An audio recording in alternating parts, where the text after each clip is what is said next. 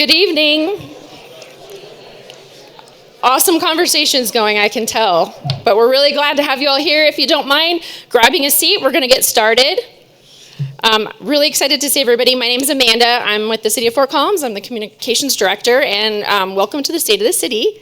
We've got a wonderful evening planned for you tonight. We've got a couple different people speaking, a couple different videos, so we're grateful to have you join us.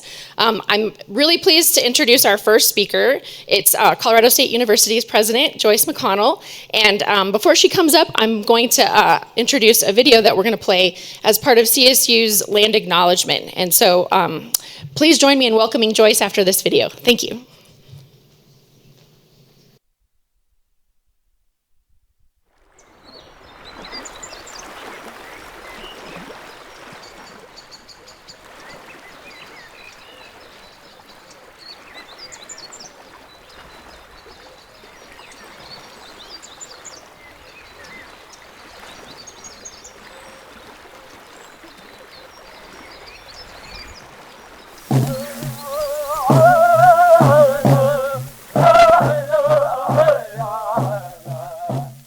Colorado State University acknowledges with respect that the land we are on today is the traditional and ancestral homelands of the Arapaho, Cheyenne, and Ute nations and peoples. This was also a site of trade, gathering, and healing for numerous other Native nations. We recognize the indigenous peoples as original stewards of this land and all the relatives within it. As these words of acknowledgement are spoken and heard, the ties nations have to their traditional homelands are renewed and reaffirmed. CSU is a land-grant institution, and we accept that our mission must encompass access to education and inclusion. And significantly, that our founding came at a dire cost to Native nations and peoples whose land this university was built upon. This acknowledgement is the education and inclusion we must practice in recognizing our institutional history, responsibility, and commitment.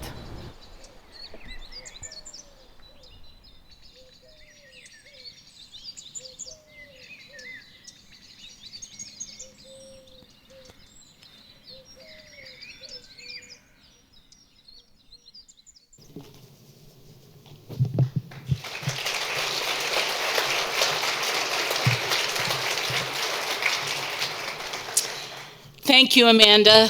Thank you, Mayor. Thank you, City Council members. Welcome, everyone, to the Hall of Champions here at Canvas Stadium and to our wonderful campus of Colorado State University. For those of you who have not had the opportunity to see this video before, I want to tell you a little bit about why we have it, why it's important, and what it means to us as a university. The land acknowledgement is something we've adopted as a university community as an official statement of the university. We show it at events every time we do anything publicly or for our own CSU community. We show this to remind us, first of all, of what it means to be a land-grant university, and that there actually were land and people here before we arrived. And we were able to build a beautiful city and a beautiful campus, and very important city and important campus on land that had been important to people who were here before us. And we want to make sure that in keeping with the land-grant tradition of inclusion and access, that we acknowledge that that is true. I had an amazing experience at my investiture this fall.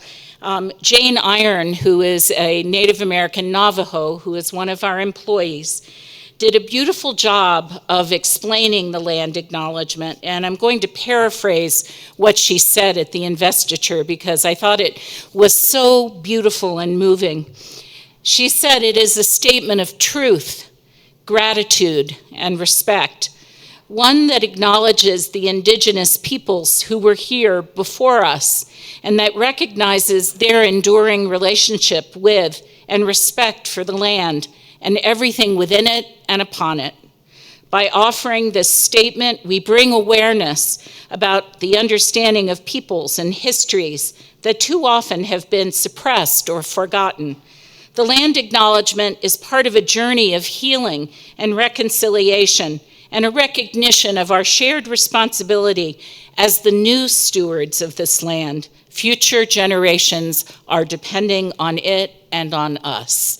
And that is such a wonderful way, I think, to welcome you here to this campus. You all know that both Fort Collins and Colorado State University is known for our commitments to sustainability. And I see this as our sustainability programs and commitments as a continuation of that legacy of stewardship for the land. So it's something I'm extremely proud of as the president of Colorado State University. I know there's going to be some storytelling tonight. I've been told that. I'm not going to share my stories tonight because many of you have already heard them.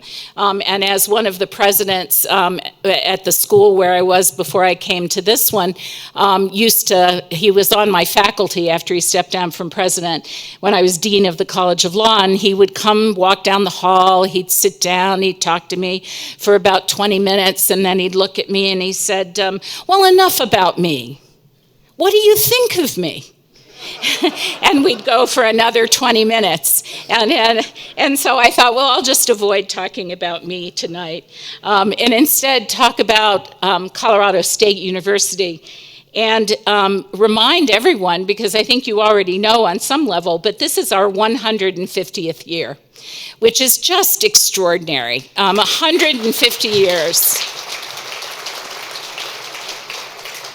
And it's 150 years of being Colorado's only land-grant university, committed to access and inclusion and engagement and education for everyone who we can open the door to. And I think that that is so important. But it's also part of the land-grant tradition to take all of this research and education and take it out throughout the state, and now we say throughout the nation and throughout the world. And we actually have our Vice President for Engagement and Extension here, Blake Naughton, and we have, where are you, Ashley? We have our Associate Vice President for Engagement and Extension. For those of you who haven't met Blake or Ashley, try to connect with them during the reception because they'll tell you all about their passion for extending what we do at this great university out. But as we celebrate our 150th anniversary, we've discovered and known on some level that Fort Collins and CSU are like siblings, right? In all good ways and sometimes in a few scrappy ways. But from the earliest years, we've really grown up together. And so many of the people who shaped Fort Collins, also shaped Colorado State University. And I think those connections are fascinating. History tells us that Fort Collins pioneer Harris Stratton, a farmer who also represented Larimer and Weld counties in the 7th territorial legislature, so even before we became a state, he originally conceived the idea of locating an agricultural college in Fort Collins. Stratton was from Massachusetts. In the 1850s, he went to Kansas, where he became politically active in the anti-slavery and free soil movements, and even served in the Kansas legislature. But until he arrived in Fort Collins, there was no record of him advocating on behalf of education. So coming here, really, he suddenly saw this great need for agricultural education. But what spurred that interest in education? And we think the answer is that it came from Auntie Elizabeth Stone's famous cabin. Her niece, a young mother named Elizabeth Keyes, had come west after her husband died. She lived in her aunt's cabin, where she taught the first classes ever taught in Fort Collins, initially for her son, and then for children of other settlers. When the first school district was formed in 1868 or 1866, she was hired by the new school board to be the first public school teacher in Fort Collins. And in 1866, she also met and married Fort Collins bachelor farmer, future legislature, and Ag College advocate Harris Stratton. Theirs was the first marriage recorded in the new community. Along with giving the town an economic boost and some cultural prestige, education had suddenly become a more personal interest for Stratton, and the subsequent formation of a local agricultural colony and grange would only have reinforced that. While serving in the territorial legislature in 1868 and 1869, Stratton drew up some language for a bill, cribbed in part from Michigan State's founding documents. I find this fascinating. That's a personal story I'll tell you another time. But his vision went beyond the Michigan inspiration, because the college at Fort Collins would give to the sons and daughters of the farmers of Colorado an opportunity to attend college. And at that time, that was huge, right? Because women, for the most part, were frozen out of higher education throughout the nation, with very, very few exceptions. Women would attend the new college of Fort Collins, CSU, or not CSU at the time, Colorado A&M, from the very beginning. In fact, female students initially outnumbered male students, and they led the way academically, earning 11 of the 18 degrees awarded in the first 5 graduating classes. And that in itself is really fascinating. The women of the West were rocking it back then. So while Harris Stratton frequently is cited as one of the fathers of Colorado State University, I think it's fair to say that we should start to claim Elizabeth Keyes, and maybe even Aunt Stone, should quite correctly be included among its mothers. Of course, there are other dozens of names that join Fort Collins and Colorado State University. It's a relationship that's thrived for 150 plus years. Having just seen the connection video, what I want to say is one of the things that has brought us together for 150 years, believe it or not, is always being on the cutting edge of innovation. This is a site of innovation. It's no accident that this was the one of the 2010 Cities of Innovation at the Smithsonian. And I think you can trace those origins back 150 years, which is that we had scrappy people who moved here were going to make a difference. And they were going to make water possible. They were going to make it possible to farm and to raise animals in a place that seemed very inhospitable. If you think back to what this landscape looked like back then, you can see that the reason that we have such a beautiful place to live now is because of innovators and visionaries who could see 150 years from now that we would all be here living in a place this beautiful, this special, this innovative, and this committed to diversity and inclusion and a community of care. So thank you all very much. It's my great honor to be the president of CSU, great honor to be a resident of Fort Collins.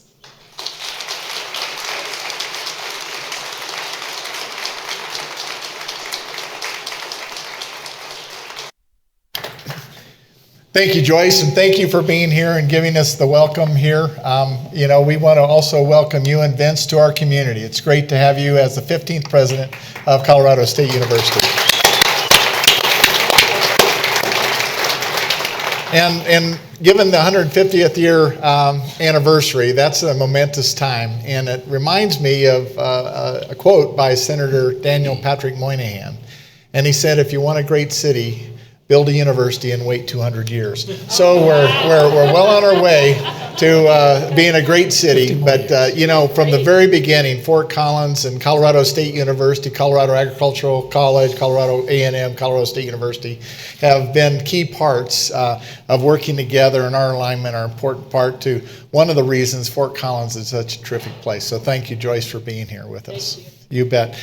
And with that, I'd just like to thank everyone that has come out tonight. Those of you that are joining us for this my fifth State of the City address with Darren. It's truly an honor to have great leadership within our community. And with that great leadership, I want to recognize our City Council. And with us, Mayor Pro Tem Kristen Stevens. Kristen. And she represents District 4. District 1 is Susan Gutkowski. Susan. And District 6 is Emily Gorgol. Emily. And from District 2 is Julie Piñatero. Julie. Thank you for being here with us. We also have other electeds with us here tonight, including our State Representative Jenny Arndt. Jenny, glad that you're here. Thank you, Jenny. We have James Thompson. He's Senator Michael Bennett's office. James, thank you for being here. We have Sally Anderson representing Congressman Joe Negus's office. Sally, thank you for being here. And we also have former electeds from our City Council, former mayors. We have Arvid Bloom. Arvid, thank you for being here.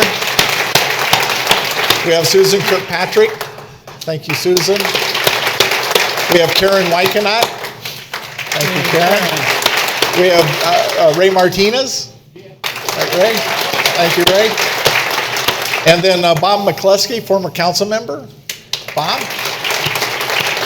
And then we also have Chris Nealon, former council member. Chris, great community member.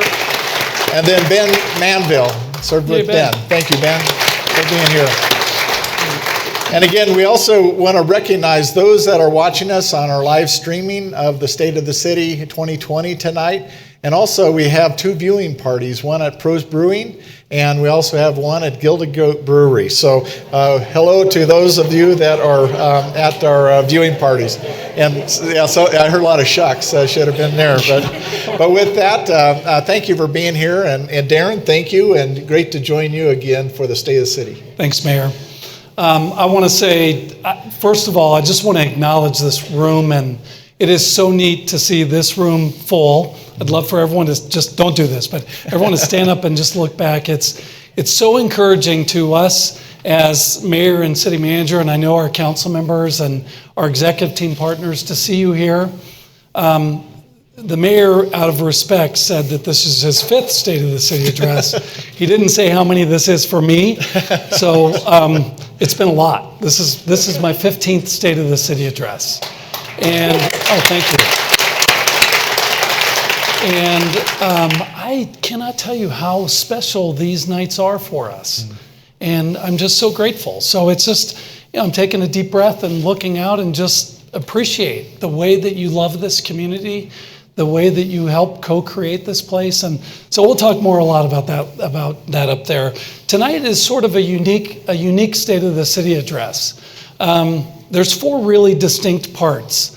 And in past years, you know, the mayor and city manager have given scripted presentations. Those were sort of the early years, and we've moved around the community. And what a fabulous place, what a fabulous room this is. And thank you, President McConnell, for your partnership too. You've been an amazing partner in the time that you've been here, and your colleagues as well. But we've moved from place to place. This evening, we have really four distinct parts. The first part is a video that you're going to see in just a few moments. It's about 10 minutes, 10 to 11 minutes. For those of you who are really sort of the data geeks in the room, meaning how many potholes did we fill, what was our response time, things like that, which I have to admit I'm one of you. You'll get a little, so pay attention to the video. So our internal FCTV staff produced that, and I'm so excited about it. This document, hopefully all of you received when you came in. There's also, this is part 2 of the State of the City address. So please don't just take it home and throw it on a counter or in the recycling bin. There's a lot of really, really amazing work in here, sort of, summaries of the impact that the city of Fort Collins has as people work, play, and live, as they get educated, as they teach. And so this product also was designed in-house by our folks, cover to cover. And the third part is the mayor and I are going to be up here. And it's going to be a little bit different. We're not scripted. We're going to talk a little bit about maybe what we might call leadership narrative, or just some things that not only about him as the mayor and growing up in Fort Collins, or me going from a rural small town to city manager. That's not the point. We're going to tell a few of our own personal stories. But what we're hoping to do is to provoke in you some of your own narrative. And because as we've talked a lot about this, as we prepared for this conversation, and we're trying to get better in our own personal narratives as well, but this idea of co-creating a community relies on all of us, 170,000 people. And we all have such unique stories, and we come from such different places. We're going to try and just share a couple of things, and then maybe see what that provokes in you. And the fourth part is really the part that we like the most, and that's down there, and it's a reception where we all go down there. And I think I can speak for the mayor, and the reason why we like this the most is because we know that you're here mostly because you love this place, and we have that in common. And whether you're on the city council or you're whatever role you play, and by the way, for my colleagues from the city's executive team, many of you are in the front, I'm so grateful for your partnership, and the 2,500 colleagues that deliver 24/7, 365 services, which is a theme, 24/7, 365 here. Deeply grateful. This is a co-created organization as well. So the party, the reception, is really about just sharing what you love, sharing what you hear this evening. What did it provoke in you? What do you think we ought to be working on? What do you think we could do better at? This is a community that's really trying to go, I think, from here to here, and we're very intentional about that. So with that, I want to let you know this video is about 10 to 11 minutes long. So sit back and enjoy it, and we'll be back up there in just a moment.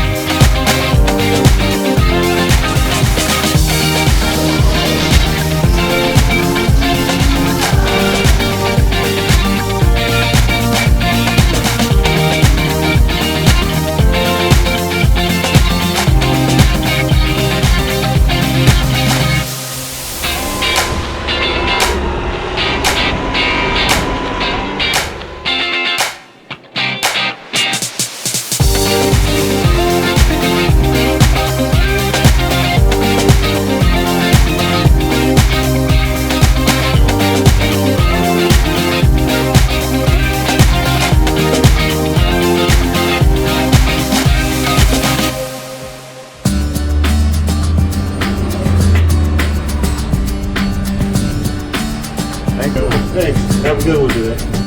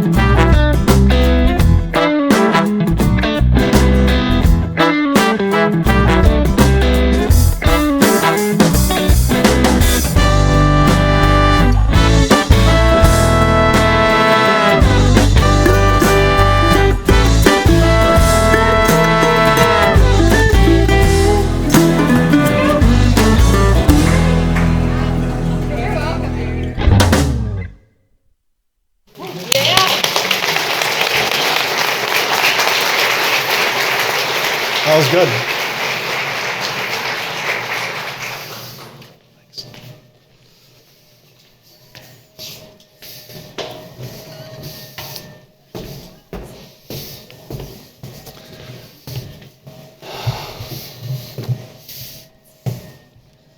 We're waiting for the screen. So the four community members, actors in this film, are in the room, and they're highlighted also in this packet. So if you get a chance, take a look. But would those four, including our little girl, would you please stand so you can be recognized? All right.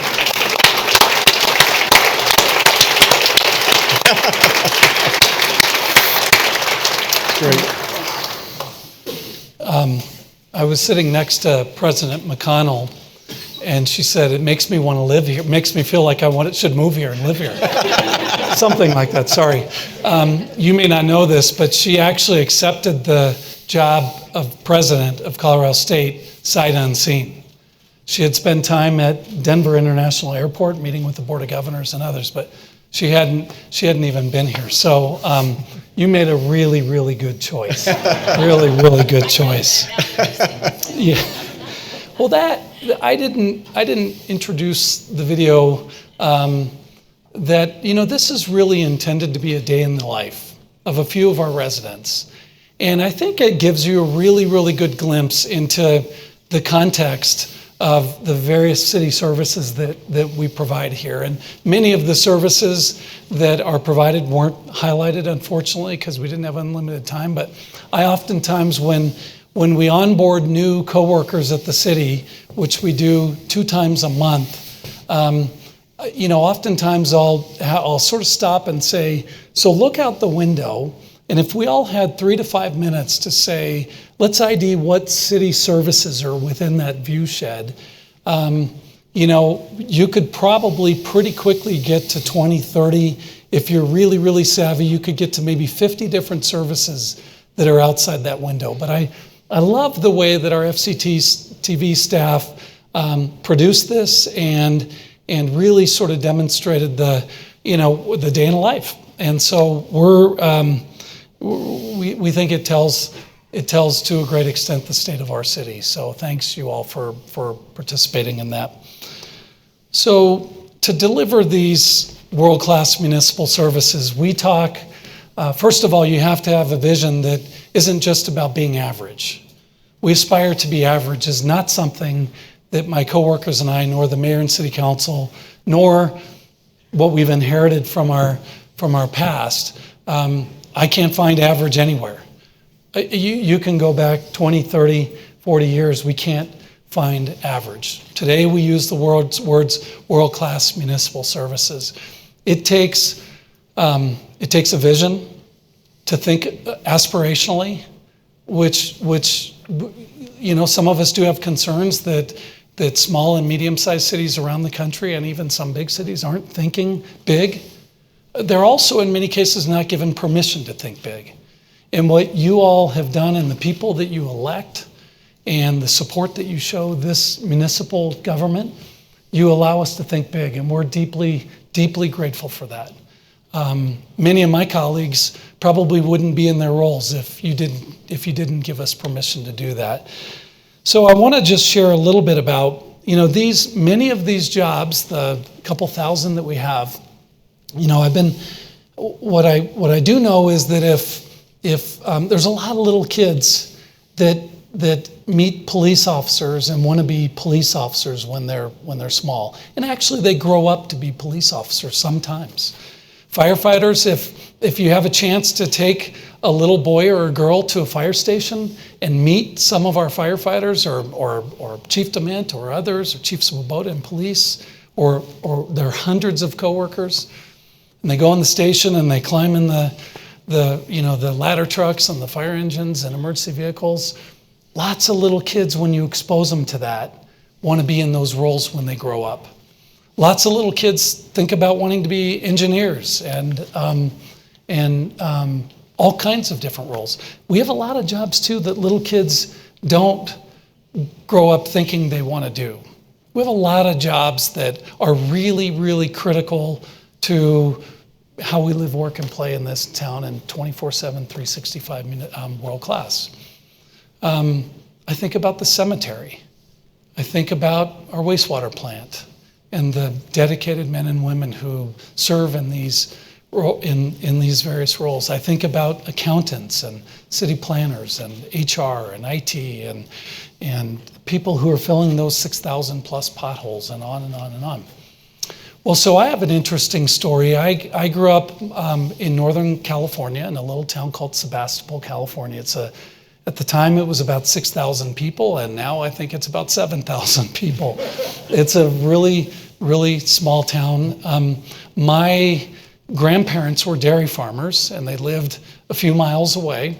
And my mom worked for a newspaper, and my father was a mechanic. I did not grow up with a suit and tie on. And it's interesting because in this role that I have, lots of people think, I have one colleague one time said to me, I was down in the IT department and her name's Jane and I had blue jeans on a Friday. She's like, oh my gosh, I can't believe you own a pair of blue jeans. So we get put into these, we get put into positions and people make conclusions. Interestingly, so of the many people who really had a big impact on me growing up, my mom and my grandparents and aunts and uncles and cousins and so forth in Sebastopol and Santa Rosa, California. I had an uncle, my Uncle Wayne, and oh, by the way, I didn't say this. Like the mayor, I played sports a lot when I was a kid. And I remember my mom saying to me one time, I didn't want to play baseball. I didn't want to play Little League that season. My mom said, that's great. Don't play Little League, but I promise you I'm going to have a lot of chores for you. You're not going to watch TV. And I said, I'm playing Little League. I'm good. But when we weren't in school and we were out on break, we spent our summers on my grandparents' dairy farm. And they farmed Jersey cows, milk cows. And we did all kinds of things. We shoveled cow manure. We, helped our Uncle Ray pull calves out of cows, and we did all kinds of things. And some people think that's why I make city council look so easy, working with the council. That if you were, no offense, council, I'm not. This isn't. Okay, that didn't go so well. Susan and Kristen and Julie and Emily, and I didn't mean it the way it sounded. But when you're working a farm, it makes this job in so many ways look so easy. And so back to my story. My Uncle Wayne was a city planner in the Bay Area, and he grew up on that farm as well. He was about 10 or 15 years older than me. And so when he became a city planner in the Bay Area, I'll never forget my Uncle Wayne would constantly come up to Santa Rosa and say, hey, come on into the city, come into San Francisco, and let's ride BART, the Bay Area Rapid Transit System. I don't know if anyone's ridden BART, but it goes under the bay. And, as a kid about this big, riding in a train below the ocean is like really, really cool. Walking on the Golden Gate Bridge, I remember there were many times where we sat down and we had blank sketch paper and he wanted me to sketch the skyscraper of the city. As I reflect back now as a city manager, I mean, there was no way that I would have foreseen myself being a city planner, then going into civil engineering, and then ultimately a city manager. So what my Uncle Wayne did was he kind of took me by the fire station, and he exposed me to his work as a city planner.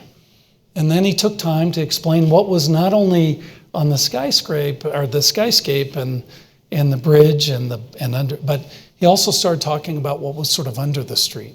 And so my colleague Kevin Gertig, who's our utilities director, this deeply resonates with Kevin, that it's, without all these pipes and these really connected systems, well planned out systems, we don't have the city that we do.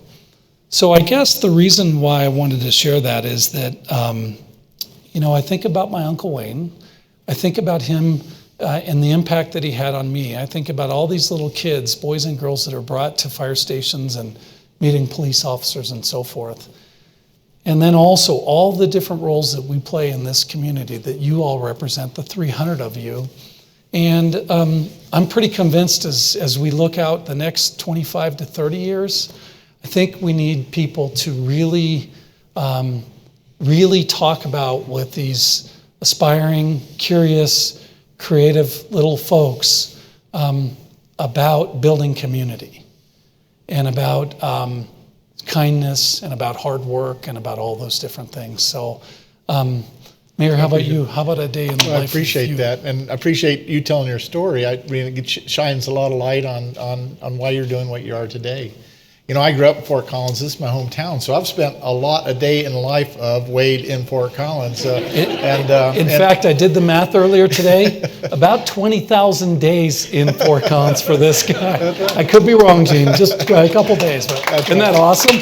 Well, it's a great community, and being in this Hall of Champions and walking in here, and you know, on this wall I see the coach that I played for, Sarkar Zlanian, and back there a couple of players that I played with, Al Bubba Baker and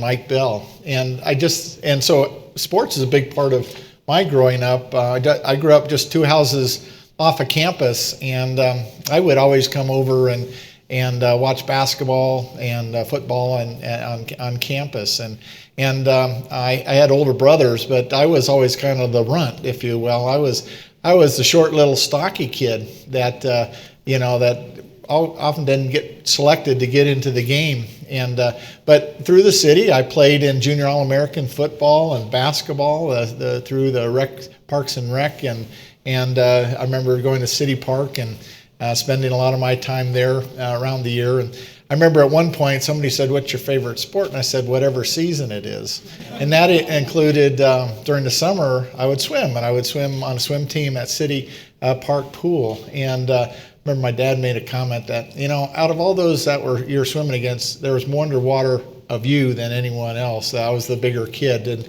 and so growing up was, I was the short little stocky kid, and I remember playing baseball, t-ball, my first year, 5 or 6 years old. And my mom and I went and got the jersey, and it was a t-shirt, and brought it home, and we were in the kitchen. She said, "Try it on," and I put it on, and I couldn't get it on. The neck was too small to get over my head. And so here is a short little stocky kid. I couldn't get the t-shirt on. And you know, my mom was terrific. She said, "You know, we can fix that." She cut open the collar a little bit and fixed it with some stitches, and I was able to put on the uniform. And so a lesson I learned from my mom at that time was, you can overcome some of those difficulties, but there's a question of equity. In that case, the t-shirt didn't fit me, so I learned about being included and having a t-shirt that I could wear to be part of the team. And that's one of the things that I think about a lot in our community. When we talk about everyone in our community to be an active co-creator in a community, we have to think about equity and inclusion for everyone within our community. And those lessons, and that particular lesson, like from my mom, stayed with me, and staying with sports, and I'd always find myself being a captain of the team, like in junior high and then in high school. And I remember one day when it was during the summer, it was before school started, but there was summer football camp. And I went to Poudre High School, and I was out in the field and practicing, and I saw a neighbor down the street come to and talk to my coach, Coach McClary, and said, and I couldn't for the life of me, why would Les Madison be talking to my coach? And my coach waved me over, and I went over, and he said, "There's been an accident, and that accident included your mom." And I got in the car and went to the hospital with Mr. Madison, and my mom and my aunt were killed in an accident on South Shield Street along what is now Longview Trail, and down what was the old brick factory. And my aunt, my mom were killed, and my cousin and my brother were injured significantly. And I just remember going to the hospital, and then just as you would, I think just trying to come to grips with the many things that are going through your mind, and when you're losing someone that's so important to your life, and in that case, the little things that that you missed, and so forth.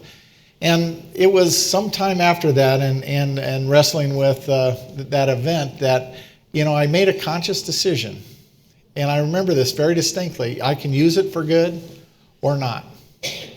And with that, I think I used it for good. That next what had been my junior year in high school, I dedicated that season to my mom, and I played with her memory and her support. And with that, I think about that kind of event and that leadership, and I think about how that can influence one another. And what it has done to me, and what I think about today, is I think it inspired in me at least a kind of leadership and the kind of my involvement within the community. Because my mom was very active in the high schools and so forth, and she created at Poudre High School, but subsequently an award was created in all the high schools in Fort Collins called an Eleanor Troxel Award that recognizes those that are accomplished in academics, in citizenship, and athletics. And it's not the star player, it's those that participate and play part of the team. And so, there's a message there to me about, and how I've, I think, translated that into my life, and I'm amazed in a lot of respects that I'm still in the community that I was brought up in, and been able to translate those kind of personal lessons to me in that my leadership within the community. So this is in part due to every one of us goes through difficult times and have difficult situations, and what happens to us matters. And it's up to us to actually do with that in a way that can help further ourselves in certain ways, and sometimes it's very challenging. And I recognize that today in people in our community where, and you may not know at certain times when somebody is really at a difficult point.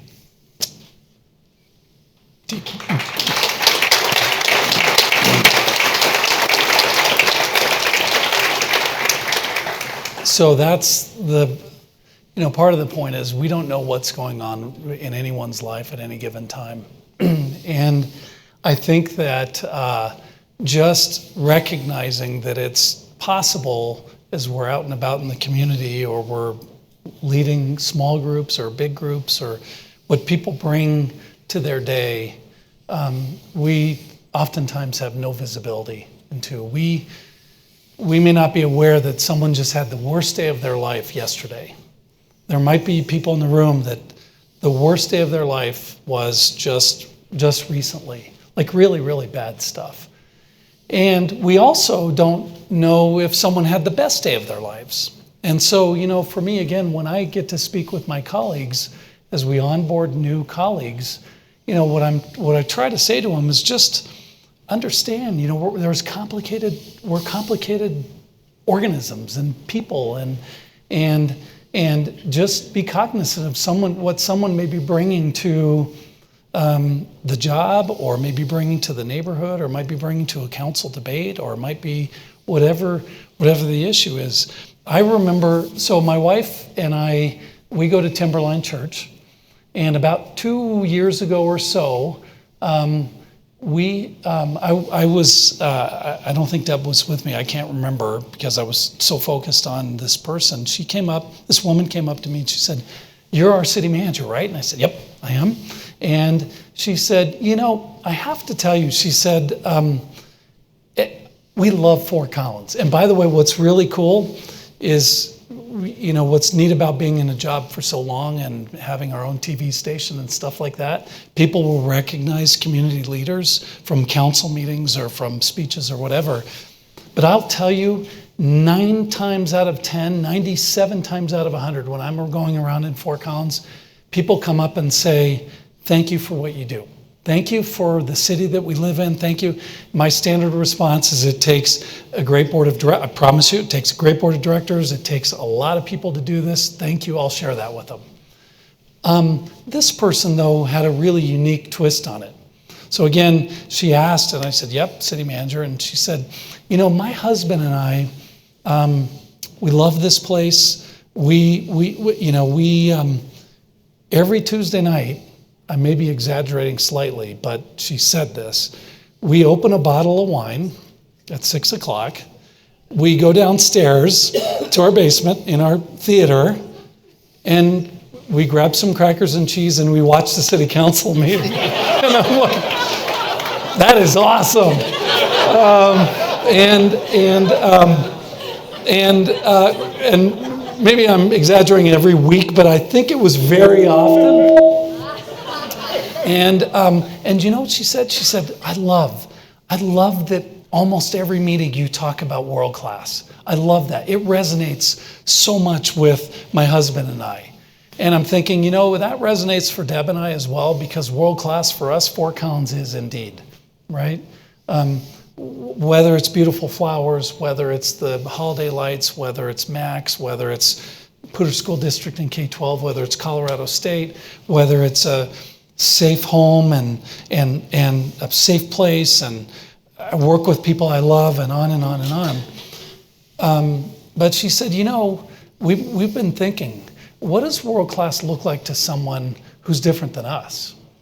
What does world class look like to, and I can't make this up, I promise you, what does world class look like to someone who's bound to a wheelchair the rest of their lives? What does world class look like to someone who's in extreme poverty? Or worse yet, they may not have a home. What does it look like to someone who's got a cognitive limitation that really, and this is what I call a disruptive conversation. This was a world class. We're gonna be doing 1 to 10 gig service. A broadband will be one of 2 handfuls of cities doing this. We're gonna look at another max lines at some point. So that, with a lot of my colleagues and the council, I think led to conversations about what we call hard to reach populations. It's really easy for us to reach to similar people. We've been having conversations with similar people in Fort Collins for a long time, and you all are a big part of those, and I love you for that. But it was a disruptive conversation. And so the question is how do we really get better at these disruptive conversations that not only is for my wife and I and this woman and her husband and many of us in the room, but how do we ensure that for 170,000 plus people? That's the tricky part. So I think it's important to consider all the perspectives and experiences. And I know that this city council is very intentional about it. I will tell you, I have learned more from this city council, this mayor and city council, than in the 24 years that I've been with the city in such short period of time. Around topics like inclusivity and equity and diversity, topics about attainable housing, like not just affordable housing, but workforce housing, that people who work here can actually live here, and then people who can't, who don't have homes are able to get homes. And I would just point out that we've had a couple of incidents in the last couple of months that really show that, and that it's not always world class for everyone. There was an event of pastor, and where there's a racial slur of the pastor, and he's African American, and that happened within our community. And also there was a graffiti, some young boys and with anti-Semitism, and that's not our community that we want to be. And we all have to be responsible. And how do we address these kind of issues as they come up, and how we do come together to create a welcoming place as a safe community for all within our community. So equity, inclusion, diversity is an area that we're getting better in. We've got a lot of ground to cover. We've always kind of done it in small steps, so that, I mean, we'll look for opportunities for leaps and bounds as well. We'll go real hard at it. But we also believe that this is a journey. And so I want to say that we're still learning in this space. My team and we've got some amazing people who are really teaching us. We've got folks who are helping us with our various lenses, and some of those are elected officials, some of those are my colleagues sitting in the front row, right smack in front of me. But we're learning. And we think that this requires the entire community to be intentional about this. And so I think you're going to be hearing more about that as we are looking forward. You're going to be hearing more about it. I think one way that we focus our attention, and I know some people sort of, oh gosh, here he's going to talk about Baldrige again, but I'm going to do it just for a second. You know, the Baldrige, I heard that laugh way back there. The Baldrige criteria for us, there's no perfect criteria. I've come to, in my leadership experience, what I've come to realize, if you think great results are just going to happen organically with good, capable, hardworking, competent, dedicated people, I think your odds are slim. If you have a framework, and whatever framework you choose, if you're leading teams or communities, we've chosen the Malcolm Baldrige framework, which focuses on leadership and strategy, and they call the voice of the customer, we'll call the voice of our residents, our community, the voice of your workforce, the people who are delivering these things daily basis. Pay attention to the data and to the processes, and by all means try and drive your results to head up and to the right or get better.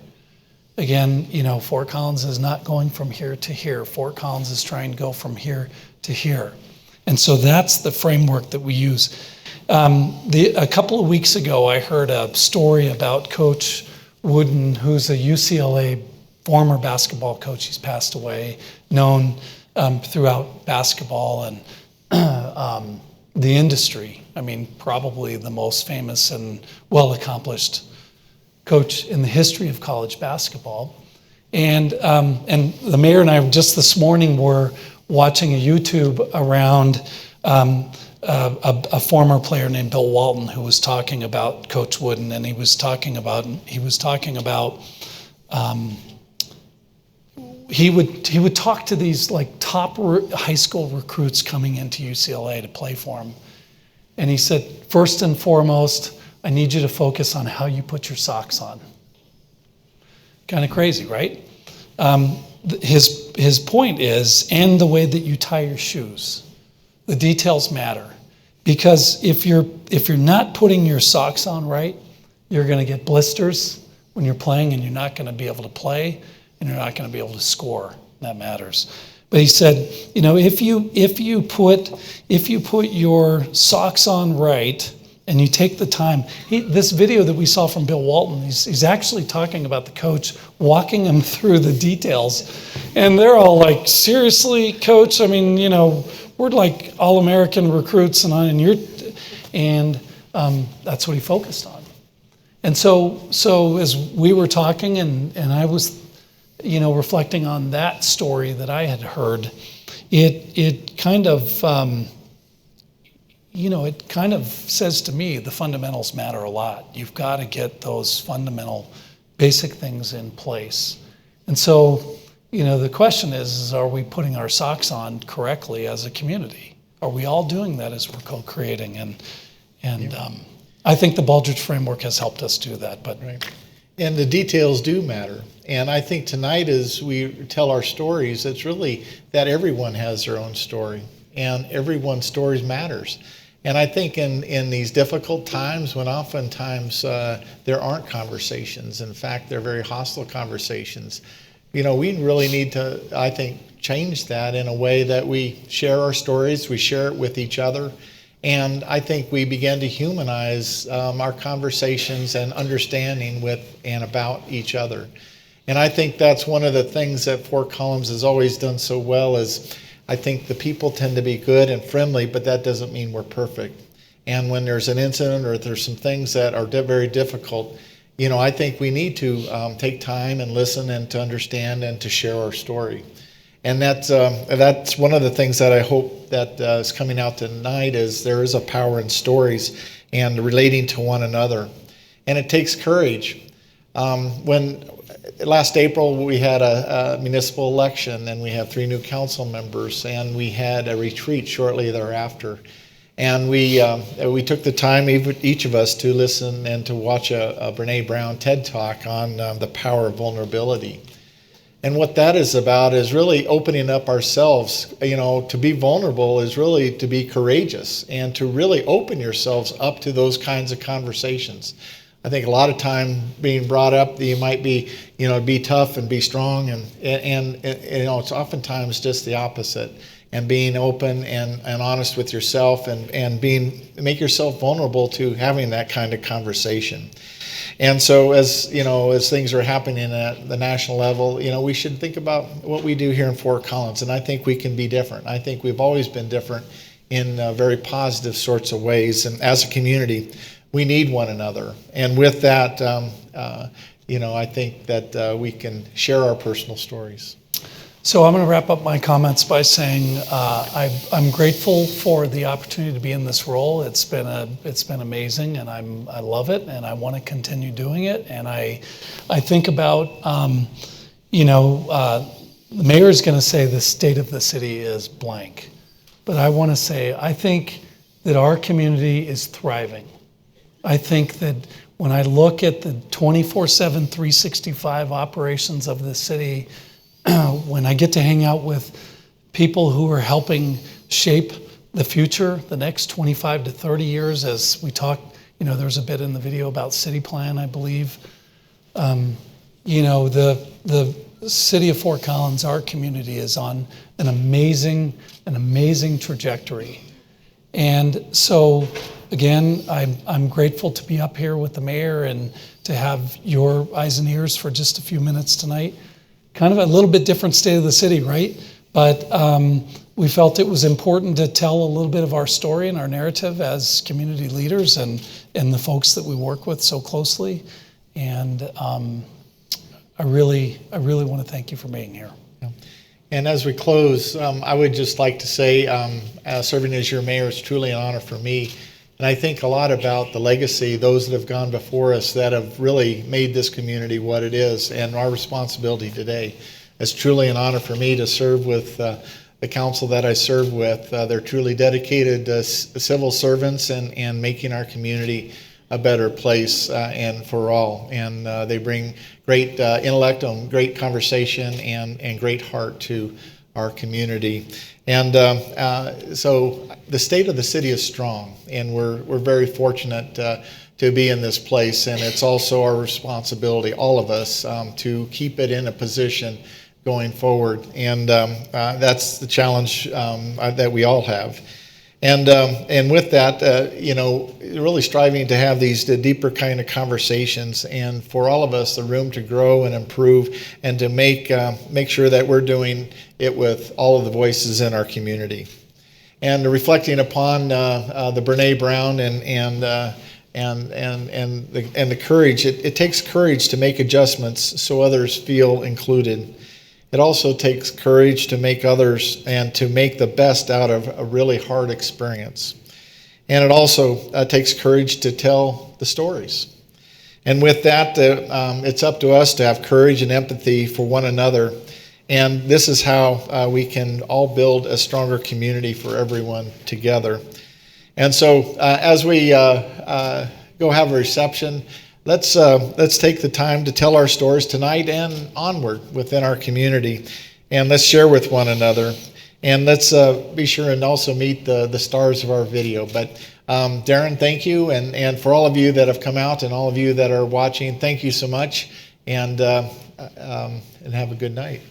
Good job.